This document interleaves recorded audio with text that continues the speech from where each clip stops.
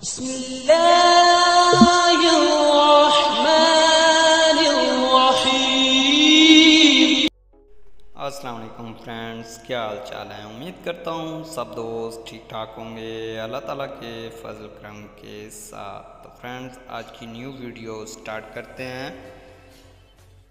कमरे में मामूली रोशनी भी खून में शक्कर की मिकदार को तब्दील कर सकती है। तहकीक एक छोटे से मुताले से मालूम हुआ है कि रात के वक्त सोने के कमरे में मामूली रोशनी भी खून में शक्कर की मिकदार को तब्दील कर सकती है, जिससे नींद भी मुतासर हो सकती है।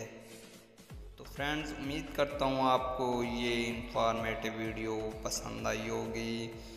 मज़ीद हेल्थ के रिलेटेड और इंफॉर्मेटिव वीडियोस देखने के लिए हमारा channel health tips home subscribe कर दें और बेल आइकन को प्रेस कर दें, ताकि जो भी न्यू वीडियो आए उसका नोटिफिकेशन आप तक पहुंच सके।